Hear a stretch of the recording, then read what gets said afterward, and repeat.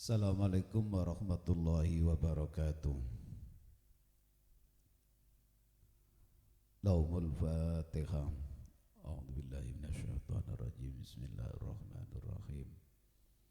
Alhamdulillahirabbil alamin arrahmanir rahim maliki yaumiddin iyyaka na'budu wa iyyaka nasta'in ihdinas siratal mustaqim siratal ladzina an'amta 'alaihim ghairil maghdubi 'alaihim waladdallin amin. Bismillahirrahmanirrahim. Rabbi shrah li sadri wa yassir li amri wa hlul 'uqdatam min lisani yafqahu qawli.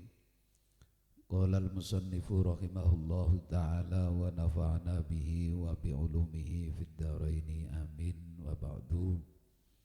Para pemirsa jamaah pengajian, alhamdulillah hari ini kita bisa bertemu kembali melalui streaming atau online melalui Kanzul Ilmi, Facebook Kanzul Ilmi dan Sania FM. Hari ini kita melanjutkan materi fikih, masih melanjutkan tentang syarat-syaratnya sholat.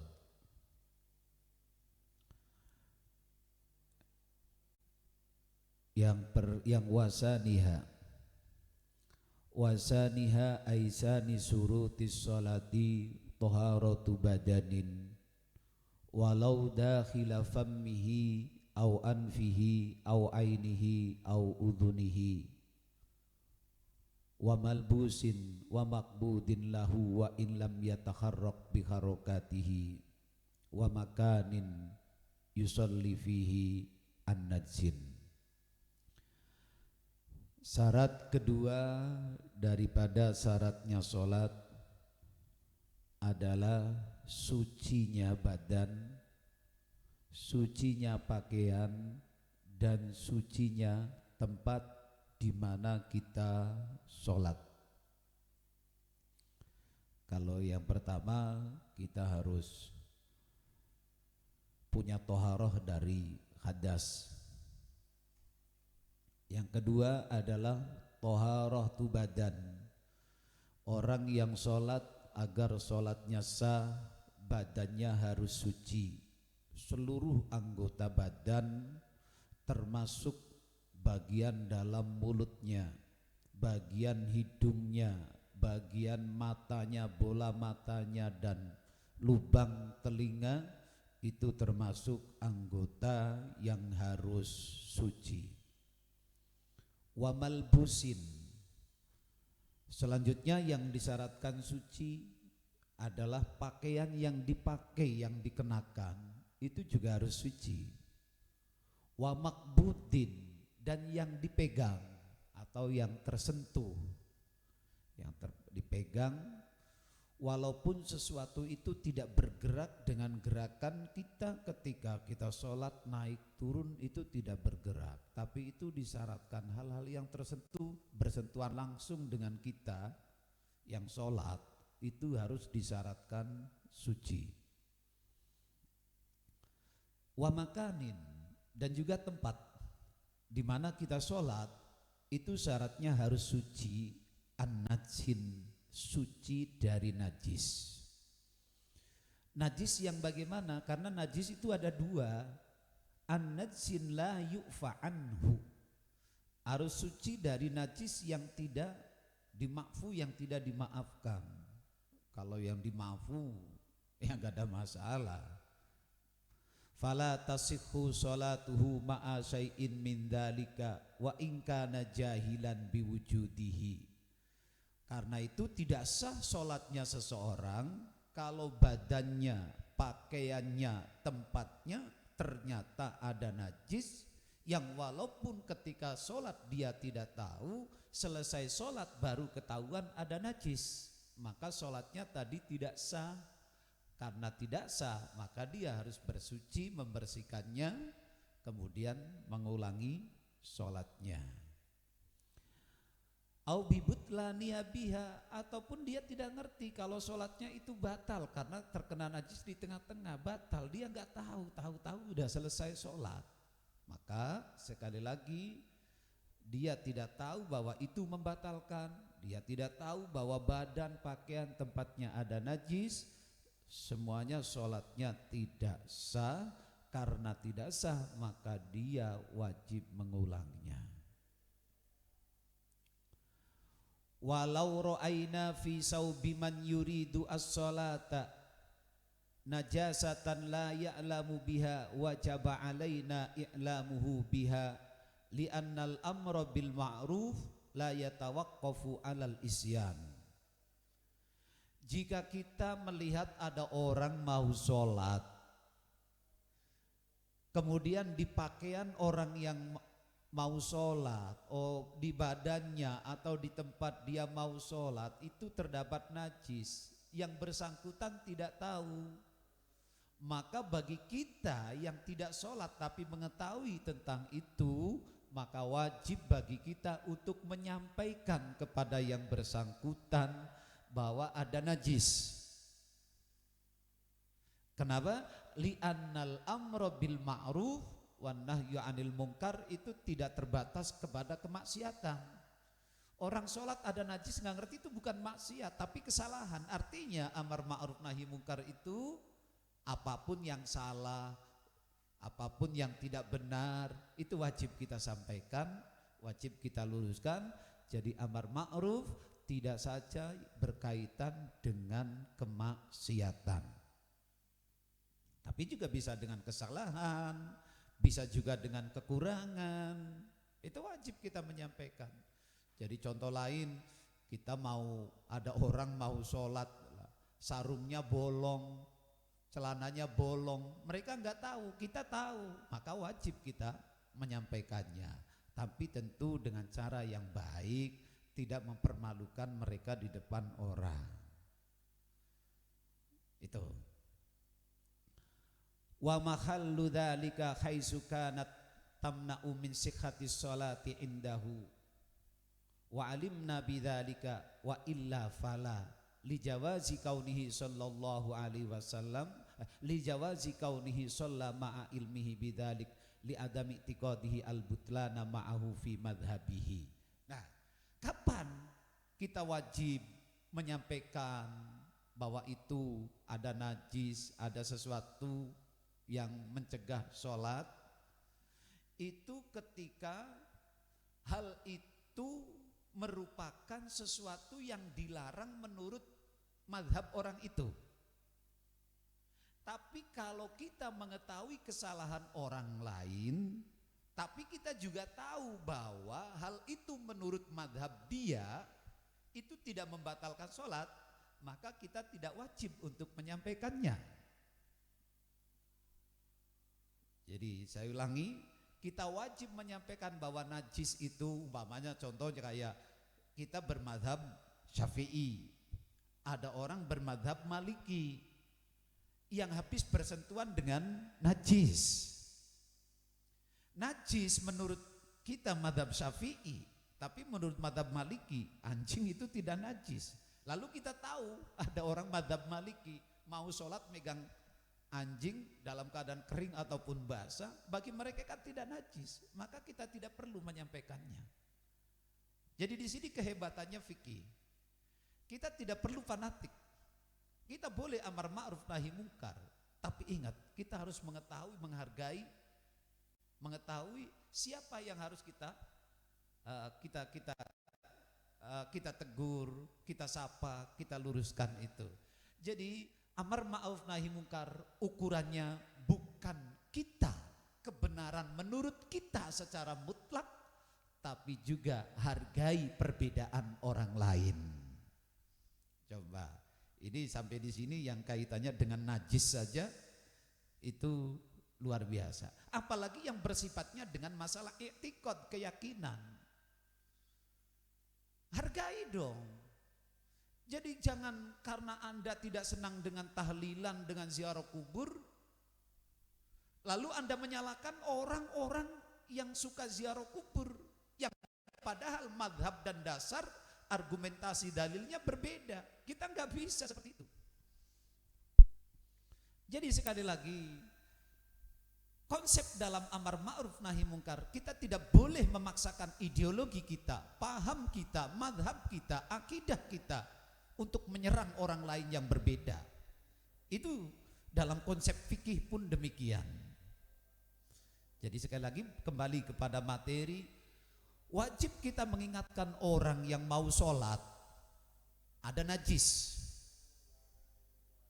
Itu jika najis itu menurut mereka membatalkan, menurut madhab mereka membatalkan. Tapi ketika menurut madhab mereka najis itu tidak membatalkan, maka kita tidak punya kewajiban amar ma'ruf nahi mungkar. Itu. Kemudian wa haqiqatun najasati. Tadi syarat yang kedua, syaratnya sholat adalah suci dari najis, baik pakaian, badan dan tempat. Najis yang tidak dimakfu. Sekarang apa sih yang disebut najis itu? Yang bisa mencegah sahnya sholat itu? Wa haqiqatun najasati syar'an mustaqdarun yamna'u min sihhatis sholati haitsula murakhisa. Najis adalah sesuatu yang menjijikkan. Setiap sesuatu yang menjijikkan yang bisa mencegah sahnya sholat ketika tidak ada rukhsah, ketika tanpa rukhsah. Jadi saya ulangi, yang namanya najis itu sesuatu yang menjijikkan dan mencegah sahnya sholat. Jadi artinya tidak semua sesuatu yang menjijikkan itu najis, karena ternyata ada sesuatu yang menjijikkan tapi tidak mencegah sahnya sholat. Contohnya air liur, ingus, dahak, itu menjijikkan. Orang melihatnya aja jijik, tapi itu tidak dihukumi najis. Karena apa? Karena tidak mencegah sahnya sholat. Dan itu dihukumi najis pun haitsula murakhisa, jika tidak ada dispensasi. Tapi ketika ada dispensasi maka persoalannya lain lagi. Wa min afradi dzalika kullu ma'in kharaja min ahadis sabilaini. Tepatnya najis adalah klasifikasinya itu setiap sesuatu yang cair, ini salah satunya najis. Kategorinya najis, klasifikasinya najis adalah setiap benda cair, benda yang cair, yang lembek, yang keluar dari kubul dan dubur, jalan depan ataupun jalan belakang, itu najis illal maniya, kecuali mani. Mani itu tidak najis. Ini menjijikkan juga tapi tidak najis. Contohnya karausin yang keluar tadi, teletong dari hewan, wabaulin, air seni dari manusia, dari hewan, walau min jinnin, sekalipun itu kotoran atau air seninya jin, itu tetap najis. Makanya mungkin sering ada orang bilang, kok kasur saya kok pesing, banjir padahal tidak ada anak, ya berarti yang nguyuh jin gitu. Itu berarti dihukuminya najis. Ataupun kucing, ya tetap najis. Walau min jinnin haitsu tahaqqaqna minha rauthan wa baulan. Itu kalau pasti kotoran itu yakin itu rausun teletong, ya. Wabaulan itu basa-basa itu pasti adalah air seni, air kencing, itu najis. Wa min toirin makulin, ataupun dari kotoran dan air kencingnya burung makulin yang bisa dimakan, hewan yang bisa dimakan, burung yang bisa dimakan sekalipun itu tetap najis. Au mimma la nafasa lahu sa'ilatun, atau lagi termasuk najis kotoran yang keluar dari hewan yang tidak memiliki darah seperti cecek nyamuk itu. Nah cuman nanti kan najis itu ada yang ma'fu, ada yang tidak dimakfu. Lah tadi yang disyaratkan harus suci pakaian, badan dan tempat, itu dari najis yang tidak dimakfu. Au samakin wajarodin, dari ikan, kotorannya ikan itu najis. Wajarodin, belalang, itu juga najis. Oh, ikan itu najis kotorannya, iya, tapi nanti ada yang dimakfu, ada yang tidak dimakfu. Yang dimakfu, jadi semuanya asalnya najis. Teri sekalipun ikan teri itu punya kotoran. Tapi ikan teri itu kalau diolai, dibersihkan, ya hilang dagingnya. Maka daripada menghilangkan dagingnya dan itu memubazirkan, maka akhirnya apa? Ulama mengatakannya itu hukumnya najis, tapi yang makfu. Makanya boleh makan ikan kecil-kecil itu tanpa dibersihkan terlebih dahulu. Karena itu kategorinya adalah najis yang makfu. Berbeda kalau ikannya itu ikan yang besar, sekelas lele, sekelas bawal, dan ikan-ikan yang besar itu harus dibersihkan. Harus dibersihkan itu. Dah. In kana al khariju habban mutasalliban bi haitsu law zuri'a lanabata fa huwa mutanajjisun yathuru bil ghusli. Nah, tadi dikatakan bahwa setiap sesuatu yang keluar dari kubul dan dubur itu dihukumi najis. Itu kalau sifatnya cair. Lah sekarang summa ingkana al khariju habban mutasalliban.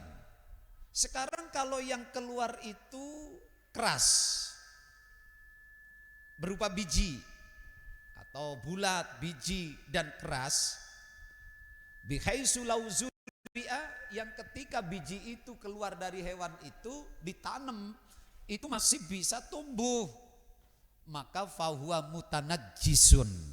Maka sesuatu itu bukan najis, tapi namanya mutanajjis, terkena najis. Di sini kemudian kita bisa menjawab pertanyaan masyarakat. Bagaimana hukumnya kopi luwak? Kopi luwak itu biji kopi yang dimakan oleh hewan luwak, kemudian dikeluarkan lagi setelah kulitnya dimakan, dikonsumsi, tapi keluar masih mengeluarkan biji keras. Maka jawabannya kopi luwak itu halal dengan syarat, karena tidak najis tapi mutanajis. Dengan syarat ketika biji kopi yang keluar dari luwak ataupun biji semangka yang keluar dari manusia, biji apapun, biji-bijian yang keluar dari manusia ataupun dari hewan, selama kulit kerasnya itu masih utuh sehingga bisa melindungi isinya, maka biji itu dihukuminya mutanajis, dan itu bisa disucikan dengan cara disucikan atau dibersihkan. Makanya kopi luwak tetap secara umum hukumnya halal, karena secara umum luwak mengeluarkan biji kopi itu masih dalam keadaan utuh. Jadi pun demikian juga kalau ada orang, kita manusia mengkonsumsi semangka, kemudian biji semangkanya itu masih utuh, keluar dibikin kuaci, halal. Halal itu. Dengan catatan tadi biji kerasnya masih utuh. Masih utuh. Tapi kalau biji kerasnya sudah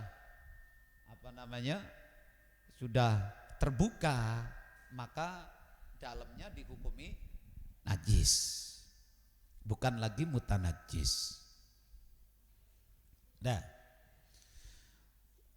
sekarang walau bala saksun fil ma'i al kasiri fatatayara minal ma'i syai'un fa asaba qadiyal hajati aw ghairahu aw dhaharat raghwatun ala wajil ma'i fa in tahaqqaqa anna dzalika minal bauli fanajsun wa illa fatahirun hadza hasilul mu'tamadi.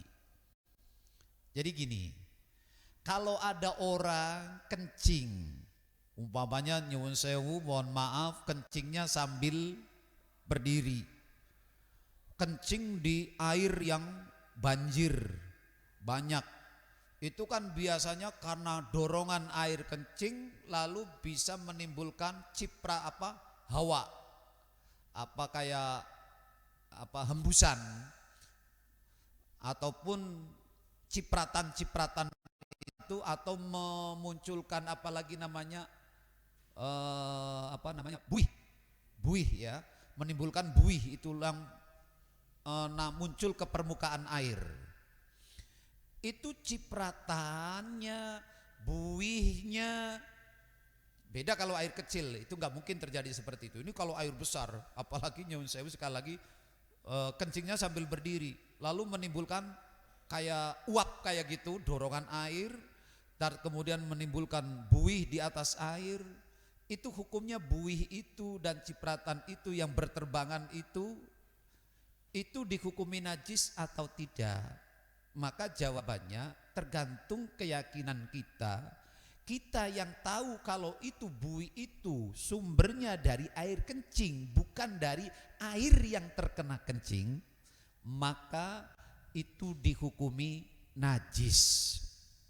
Jadi sekali lagi, buih yang untuknya itu ketika kita orang kencing lalu mengeluarkan buih, mengeluarkan itu kalau kita yakin bahwa itu adalah dari air kencing kita, maka itu hukumnya adalah najis. Tapi kalau kita meyakini itu hanya dari airnya yang terdorong menimbulkan buih, maka buihnya itu dan yang berterbaran itu dihukumi suci.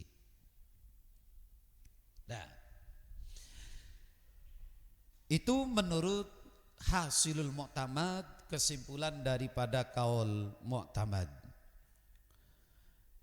Kembali kepada persoalan ikan tadi. Kalau tadi asalnya kotoran ikan itu dihukumi najis, tapi tadi saya katakan ada yang ma'fu, ada yang tidak ma'fu. Nah, di sini dilanjutkan oleh musannif, wa yu'fa amma fi jawfis samaki as-saghiri allati yubtala'u biri'atihi wa yajuzu bal'uhu bima fi jawfihi. Nah niki. Jadi secara umum tadi kotoran ikan sekecil apapun itu najis. Tapi tadi saya sudah katakan bahwa ikan itu ada yang besar, ada yang kecil. Kalau yang kecil harus dibersihkan, itu akan menghilangkan dagingnya dan merusak, mengurangi paling tidak.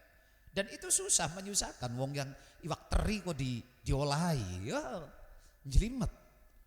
Karena itu kemudian di sini katakan dimaafkan hukumnya kotoran-kotoran yang ada di dalam perut ikan yang kecil, yang ketika dibersihkan justru menghilangkan atau mengurangi dagingnya ikan atau bikin susah, ya kayak ikan teri itu. Sehingga wa yajuzu bal'uhu bima fi jawfi, karena itu boleh menelan ikan kecil dengan segala kotorannya yang ada di dalam ikan itu.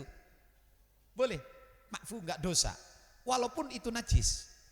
Jadi sekali lagi katakan Bapak Ibu sekalian, bahwa sesuatu hukum yang sudah ditetapkan oleh Al-Quran, kalau haram ya haram, kalau suci ya suci, kalau najis ya najis, itu tidak akan pernah berubah. Cuman yang berubah itu status hukumnya, akibat hukumnya yang berubah, bukan statusnya. Contoh, kayak kotoran ikan itu najis, mau kecil apalagi yang besar itu najis. Loh, kok sekarang ini kok tiba-tiba yang kecil boleh dimakan? Itu tetap bolehnya itu najis. Itu hukumnya najis, cuman dimakfu. Jadi kenajisannya itu tidak akan pernah berubah. Yang berubah itu akibat hukumnya. Artinya apa? Karena dimakfu sehingga orang melakukan hal yang sifatnya najis tadi itu enggak dosa, enggak dapat dosa, enggak ditulis sama malaikat. Jadi kita berangkat dari kaidah fikih itu ad-daruratu tubihul mahdurat. Keadaan darurat itu bisa memperbolehkan hal yang dilarang. Jadi memperbolehkan, bukan tughayyirul al-haram halalan. Jadi tidak bisa merubah yang haram menjadi halal. Jadi keharamannya tetap. Keharamannya tetap. Yang berubah itu adalah akibat hukumnya. Yang berubah itu akibat hukumnya, bukan status hukumnya. Nah, ini saya pernah ini mendengar ada ceramah online juga. Ceramah online ngaji kitab Ihya mengatakan itu hukum bisa berubah. Saya katakan hukum tidak bisa berubah. Enggak ada halal bisa menjadi haram, enggak ada. Yang berubah itu akibat hukumnya. Bangkai itu najis. Hurrimat alaikumul maitatu waddam walahmul khinzir, seterusnya. Sampai kapanpun bangkai itu haram. Enggak pernah bisa berubah jadi halal. Loh, katanya ad-darurat tutubihul mahdzurat. Darurat bisa memperbolehkan. Iya, bahasanya memperbolehkan yang dilarang, bukan menghalalkan yang diharamkan. Jadi harus dipahami itu hadisnya. Kaidahnya kan, makanya apa? Ad-darurat tutubihul mahdzurat. Itu salah satu dasar kaidah. Dasar kaidah ini adalah wala tulqu bi aidikum ila tahlukah. Jadi sekali lagi ini perlu digarisbawahi, hukum tidak akan pernah berubah. Yang berubah itu ketika dalam keadaan darurat itu akibat hukumnya. Yang mestinya dosa karena darurat jadi ora dosa. Sing asare ora oli karena darurat jadi oli. Tapi tetap hukum haramnya tetap tidak pernah berubah. Karena itu hukumnya Gusti Allah apa? Nas sudah nggak bisa. Gak bisa itu berubah. Jadi ini yang harus kita pahami ini. Karena sekarang banyak orang salah pengertian. Hukum itu bisa berubah. Iya, hukum itu bisa berubah. Itu juga kasusnya akan berbeda dalam hal yang berbeda. Tapi masalah bangkai karena darurat bukan berarti bangkai menjadi halal. Kalau menurut saya seperti itu. Yang berubah itu akibat hukumnya. Orang karena kelaparan tidak ada, bahkan wajib makan bangkainya. Tapi ketika wajib sekalipun, itu sekali lagi bangkainya tidak berubah menjadi halal. Karena sudah dinas hurrimat alaikumul maitatu. Yang berubah apanya? Akibat hukumnya. Yang mestinya kuduk dipotong tangannya gitu kan. Tapi karena dengan kondisi ini tidak berlaku lagi hukum atau tidak kena potong tangan, tapi nyolongnya tetap nggak baik gitu. Tapi kadang mencurinya itu sampai kapan haram. Cuman bagi orang dia yang seperti itu tidak haram, tidak dosa, karena ada unsur darurat. Nah, terus walau kulliya bima fi jaufihi fala yanjusu azaitu. Nah ini ikan, awas dengerin. Ikan, tadi kotorannya ikan itu najis. Tapi kalau ikan yang kecil itu hukumnya menjadi ma'fu. Boleh dimakan kotorannya, itu dimafu. Makanya terasi, kemarin saya sudah katakan kebetulan sama babnya.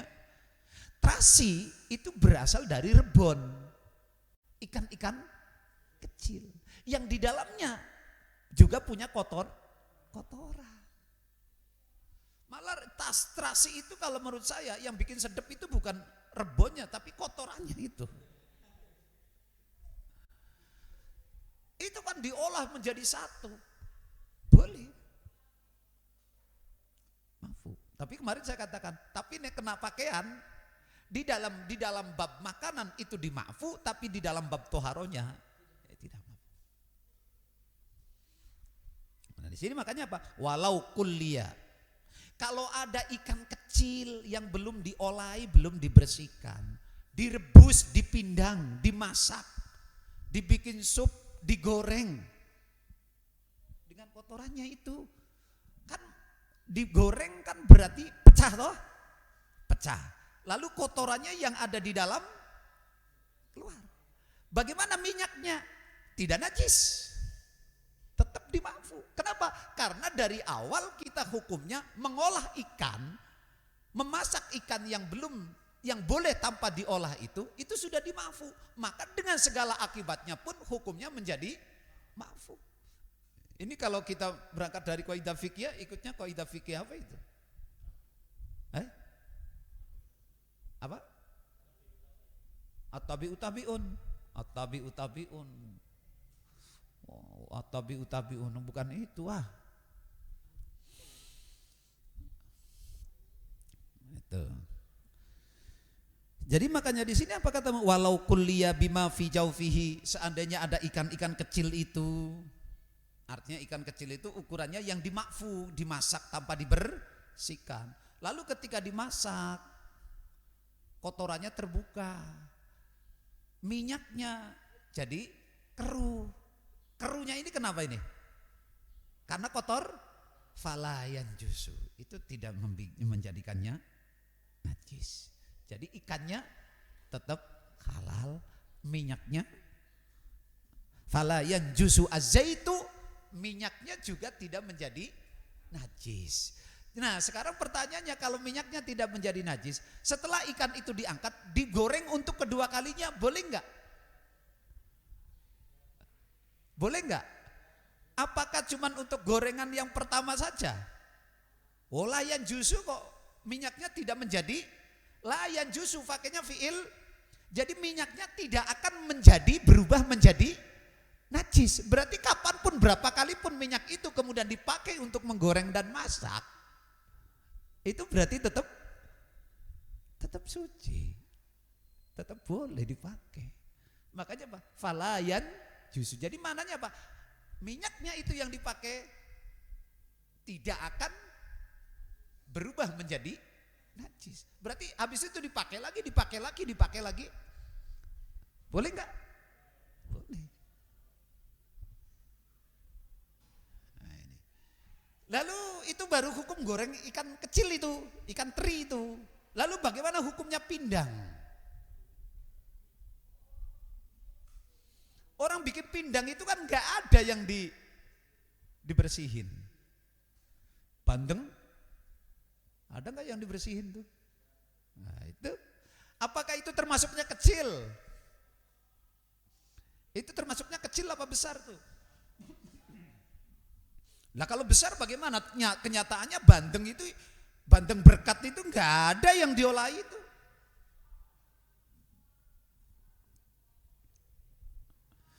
Kita lanjutkan. Coba ada enggak masalah ikan pindang tuh?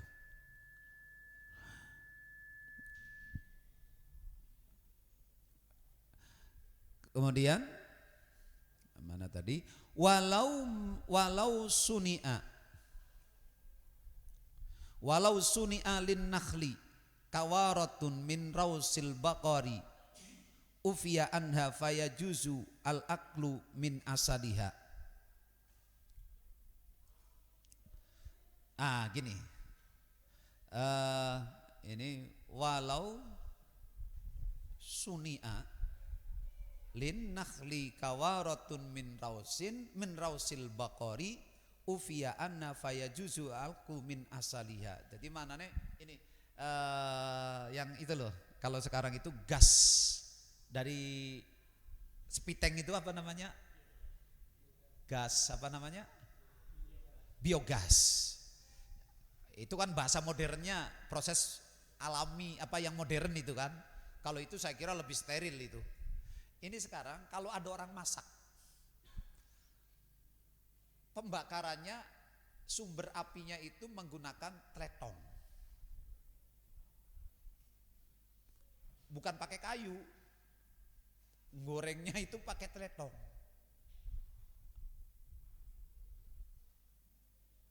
Api murba, menyala-nyala. Api kalau menyala mengeluarkan apa? Asap. Bukan sekedar asap, tapi apa juga? Butiran-butiran itunya apa? Apa namanya? abunya itu. Itu kan? Itu bagaimana itu? Itu juga dimakfu. Apalagi yang sudah diproses menjadi biogas. Itu kan sudah tanpa asap, jadi nggak apa-apa itu. Oke ya, itu nggak apa-apa itu. Sekarang tadi masalah orang bikin pindang. Ini kayaknya di sini nggak ada, tapi saya ingin menjelaskannya. Orang bikin pindang atau hukumnya pindang. Itu kan sebenarnya besar itu kategorinya. Artinya besar itu kan begini, kalau pengertian saya kecil dengan besar. Kecil itu kalau dibersihkan, menghilangkan atau mengurangi daging. Atau juga bikin susah. Secara dohir kan bikin susah toh. Wong sa lidi-lidi sa biting-biting kok diolahi. Wong edan. Nah tapi kalau sekelas bandeng kan segini mbok, diolahi pun tidak akan mengurangi daging. Ataupun pindang ada yang segini, macam-macam lah ya kalau pindang itu kan. Nah itu kalau tidak salah di kitab lain, itu sebenarnya kotorannya itu udah kategori najis, jelas najis. Tapi bagaimana caranya? Solusinya, ya, solusinya begini. Kalau cara orang bikin pindang tuh, yang benar secara teori fikih, karena itu najis loh. Coba ikan ditumpuk toh, dipanci, terus direbus, umub itu ketika umub kan otomatis kotoran dari dalam itu merebus air, merebus ikan. Bahkan bisa mungkin jadi meresap. Nah makanya itu kalau di kitab apa itu saya baca, jadi caranya gini yang benar, dan itu nanti dimakfu, tetap dimakfu. Makanya gini, dan itu ada benernya sudah. Kenapa orang bikin pindang itu rata-rata pancinya di bawah ada apanya? Ada kayak bambu itu. Ada ganjel apa pelapa pisang atau kayak belahan bambu itu dan lain sebagainya. Itu tidak langsung ikan itu ditumpuk di panci. Karena itu di samping apa? Di samping itu juga akan bikin ikan itu hancur. Karena langsung kena api, itu bisa hancur. Nah secara teori fikih pun demikian. Biar dimakfu itu, jadi kalau ini panci, kasih bambu, kayu, ataupun pelapa pisang. Sebagai apa? Alas. Agak tinggi dikit. Agak tinggi. Terus setelah tinggi udah dikasih alas, baru ikannya ditumpuk. Udah secukupnya, sesuai dengan ukuran panci, silakan dimasak. Umum panas mendidih. Umum toh? Ini kan otomatis kotoran keluar semua, menyatu. Nah, ini tujuannya apa ini tadi? Untuk ada bambu, ada pisang, ada apa pelapa pisang ataupun kayu. Itu biar nanti setelah matang, itu biar air yang tadi mendidih itu mengendap. Ketika mengendap itu tidak lagi mengenai ikan. Sehingga kemudian setelah itu baru ikannya diangkat. Itu dimakfu. Selesai. Itu caranya begitu, yang benar cara fikih itu begitu biar cara bikin pindang. Sekarang orang Brebes bikin bandeng berkintal-kintal. Jadi kasih tahu itu tukang bandeng, suruh bikin ngaji dulu ke Al-Hikmah sini sama saya.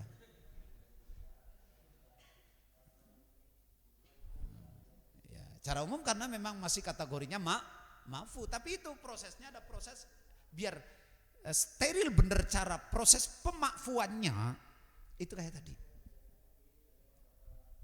Jadi proses pencapaian pemakfuan ya itu harus apa? Seperti tadi itu.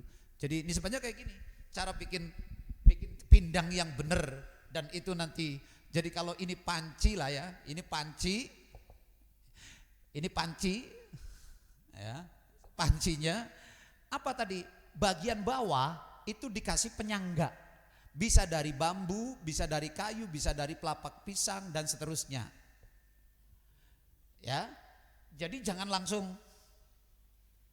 Sebab kenapa? Sebab nanti pada saat perebusan, pemasakan itu menyala umum, itu kan menyatu. Menyatunya pada saat itu memang tidak bisa dihindari, maka ini juga masyaqat. Maka nggak apa-apa. Makanya apa prosesnya? Ikhtiar terakhir ini pakai penyangga ini, biar nanti setelah mateng air tadi yang mendidih tadi itu kemudian ke bawah. Ke bawah, sehingga apa? Ketika air itu turun ke bawah, maka ikan yang direbus ini itu menjadi tidak lagi tersentuh. Ini yang bekasnya ini najis juga. Jadi air bekas rebusannya ini nggak boleh diminum. Untuk sayur makan itu nggak boleh. Tapi pada saat tadi perebusan, no problem, itu makfu. Paham ya? Nah, ini yang benar begini. Jadi orang bikin pindang itu ada fikihnya, Mas. Ada fikihnya orang bikin pindang itu. Baik.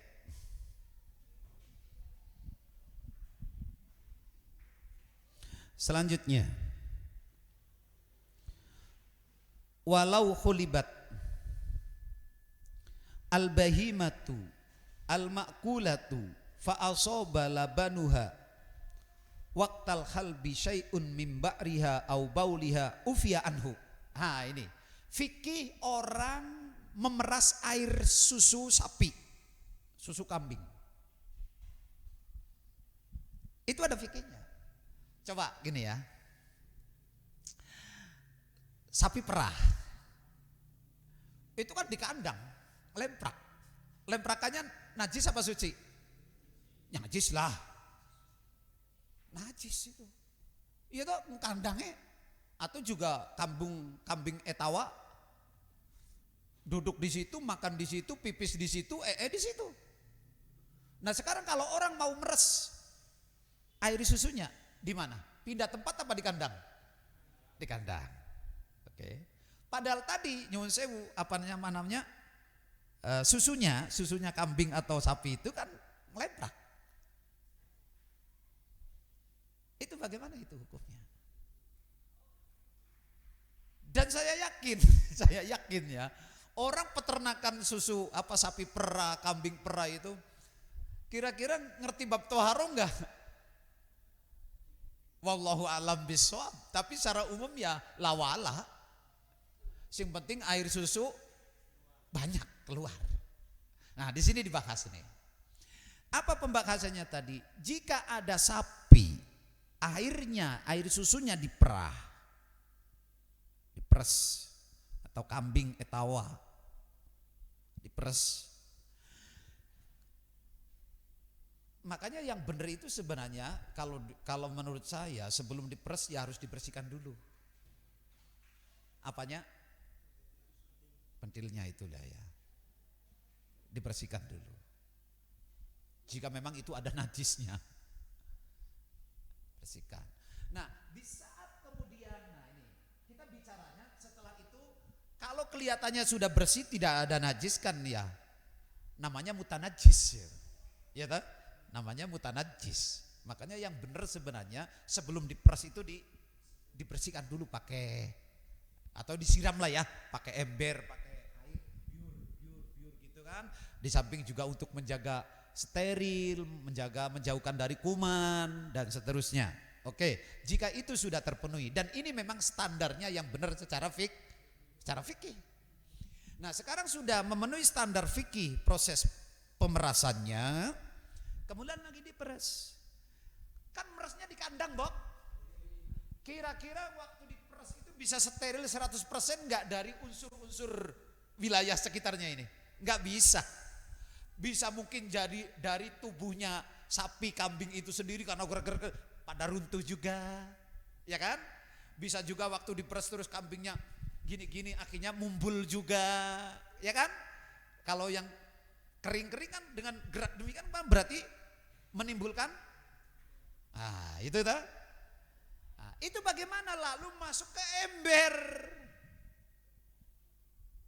Otomatis dah.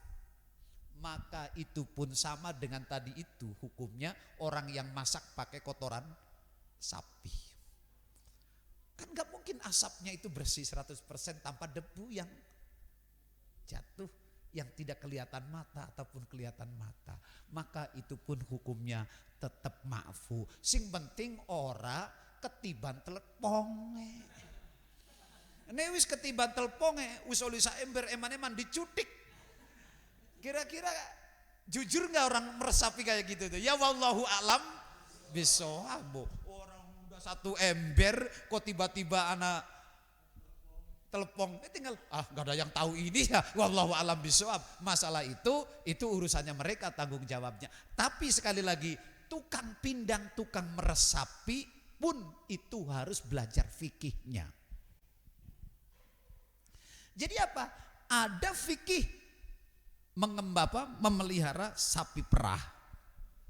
Ada fikih pindang. Nah ini harus orang Tegal, orang Brebes itu harus di briefing dan harus dia adakan workshop tentang fikih pindang itu. Itu perlu itu. Jadi biar hasilnya juga berkah karena kita menjaga toharo. Itu ya selama ini ya wallahu alam bishawab. Memang kita secara umumnya itu kategorinya memang secara umum hal-hal yang seperti itu masih wilayahnya wilayah yang ma'fu, yang dimaafkan. Tapi betapa naifnya ketika orang yang bergelut tentang bidang itu ada ilmunya tapi dia kemudian tidak mau tahu dan tidak mau ingin tahu. Ini yang jadi persoalan.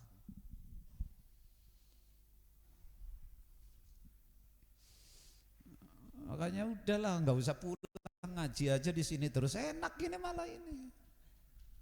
Nah, itu ya. Ada. Wa kadza law kana dar'uha mutanajjisan binajasatin tamarragat fiha au wada'at ala sadiha liman iwaladiha min syurbiha ufiya anhu. Nah, ini bahkan di sini memang coba. Kalau di sini, kalau tadi saya katakan disiram dulu ya. Kalau di sini itu apa susunya sapinya yang gleprakan itu, yang gleprak gitulah. Makanya apa bahasanya Jin? Walau kana dorwa itu ya kantong susunya itu loh. Kantong susunya itu, susunya sapi atau kambing itu, ya. Mutanajisan terkena najis, ya otomatis toh itu lemprakan itu kan namanya mutanajis. Binajasatin tamarrogot via sing gandul. Jadi pada telepongnya pada nempel itu loh. Tamarrogot via awadoat ala sadiha liman iwaladiha, atau bahkan jadi apanya tadi itu kantong ataupun susunya itu dilepahi sengaja ben anaknya aja nyusu, ben susune akeh nganggur, nanti waktu diperes banyak. Nah, itu ya, liman iwaladia min syurbia ufiya anhu. Itu pun kalau langsung terus diperes itu dimakfu masih. Karena ini kan masyakot juga termasuknya masyakot. Karena apa? Ya memang kehidupannya sapi yang geleprak kayak kue. Masa dadak-dadak didusi? Bar kayak kue dihanduki. Oh santri be ora kayak kue.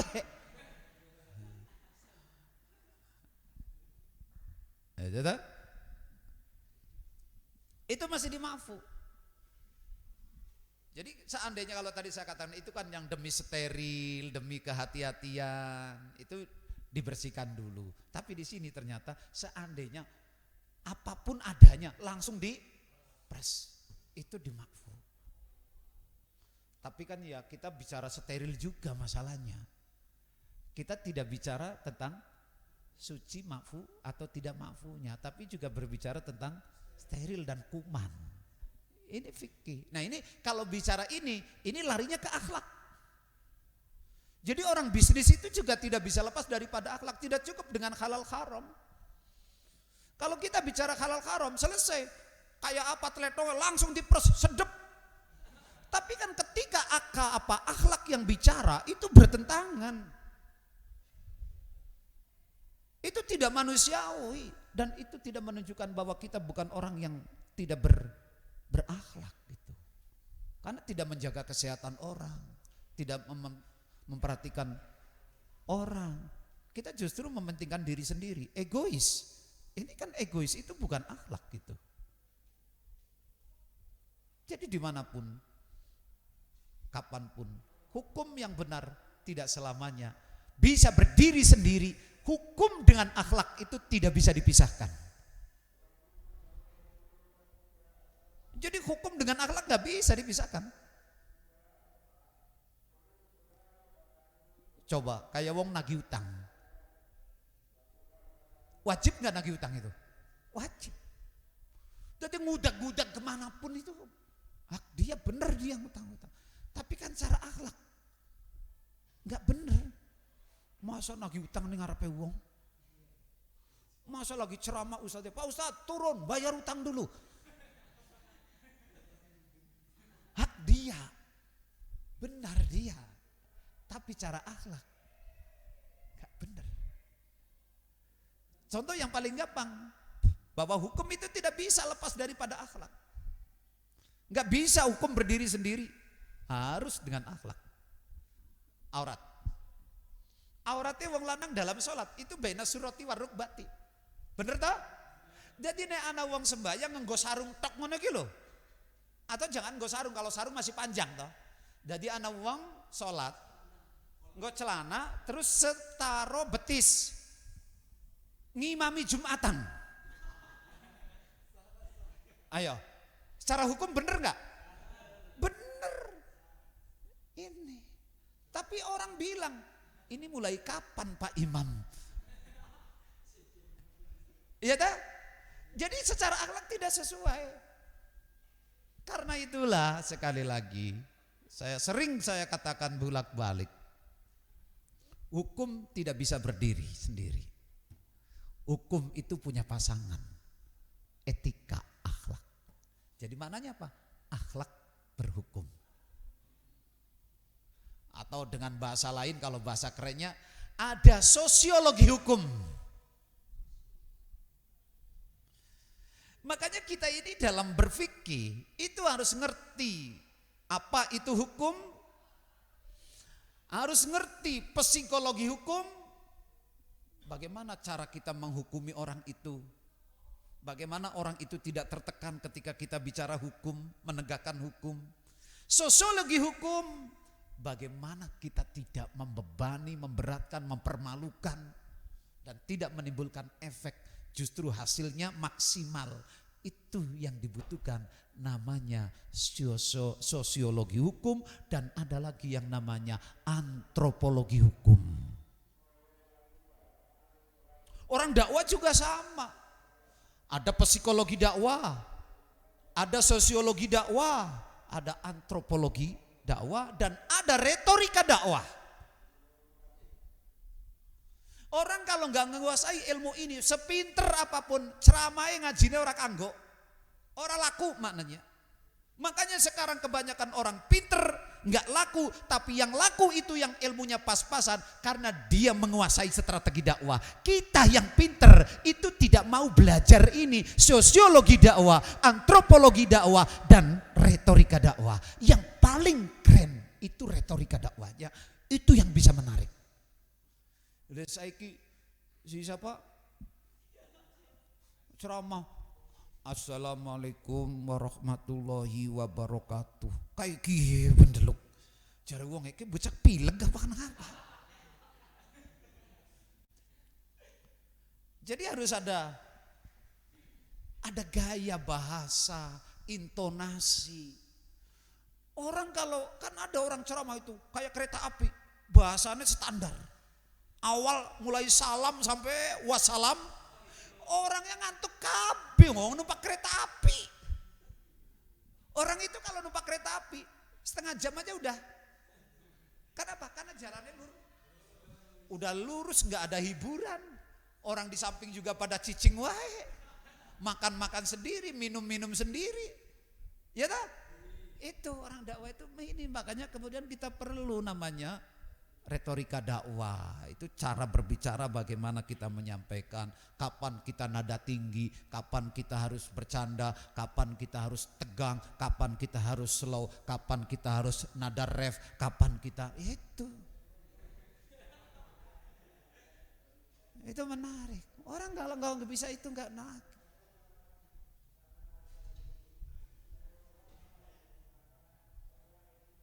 Pinter aja nggak cukup kalau dalam bab dakwah, harus menguasai ilmu ini.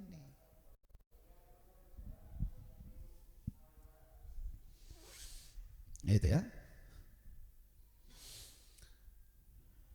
Selanjutnya, walau wadoa al-ina'a wa fihi al-labanu apa itu? As-sakhinatu binarin najasatin fatato ya rosyai'un minna fil labani ufya anhu. Nah nih sama tadi yang saya katakan itu, kalau ada air susu sudah diperes, air susu nih dimasakannya bahasanya, itu juga nanti bisa dibahasakan goreng mendoan, masak nasi, masak apapun. Ini babnya lagi bab membahas tentang masak air susu sapi yang sudah diperes, dibakar dengan kotoran najis tadi itu.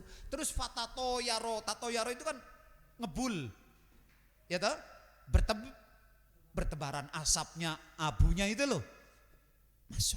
Ufiya anhu, itu hukumnya makfuh. Jadi apalagi yang sudah menjadi biogas. Kalau sudah biogas kan lebih steril, tinggal ceplek kompor, nggak ada asap, nggak ada. Ini yang manual. Di kandang sapi dipres, langsung masak di situ, dikumpulin kotorannya, nyalain, murub. Ufiya anhu. Walau sukiya al-bittihu au nakhwuhu bin najsi. Nah sekarang tanaman yang disiram dengan yang najis. Di sini semangka, terong, kangkung, sejenis tanaman-tanaman yang disiram seperti kentang, wortel, kol, wa ala alihi wa sahbi ajmain, itu disiram dengan menggunakan barang siraman yang najis. Bagaimana hukumnya? Ini kan masuk dari kaidah idzastama'al halalu wal haram ghulibal haram, tapi ini masuk kepada mustasnayat, pengecualian. Ketika halal dan haram kumpul, maka yang dimenangkan yang haram, tapi mustasnayatnya ghulibal halal. Kemarin kalau di dalam kaidah fikih aja, ketika ada hewan dikasih makan rumput-rumputan, daun-daunan yang hasil mencuri, apakah air susu dan dagingnya menjadi najis? Tidak. Kan? Jadi ketika disiram dengan najis, kata nama sehingga gede, panen, jaza akluhu, boleh. Lele pun yang dikasih makan dengan ya, orang itu ngingu lele kan biasanya di atasnya tempat dari kecil sampai gede dipanen, dimakan, tanam lagi yang kecil, nya dibuang lagi, ya muter terus. Jaza akluhu, walaupun ya paling itu ulama mengatakan paling banter hukumnya makruh. Memakan hewan-hewan yang menggunakan media najis itu.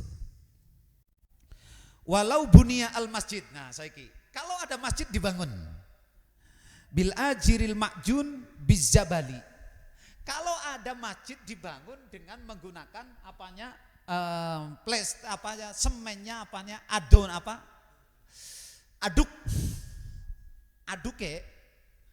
aduke itu umpamanya banyu kecomberan.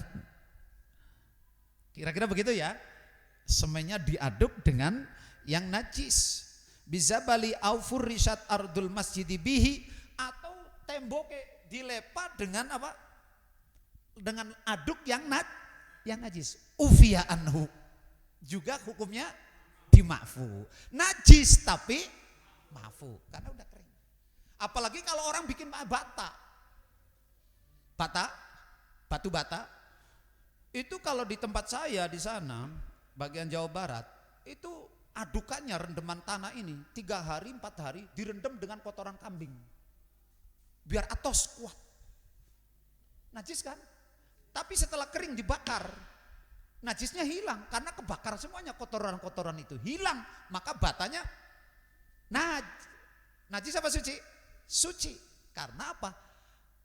Air ataupun kotoran yang dari najis itu udah hilang, terbakar. Maka batu batanya yang terbuat dari bahan yang najis pun hukumnya tinggal suci. Selesai.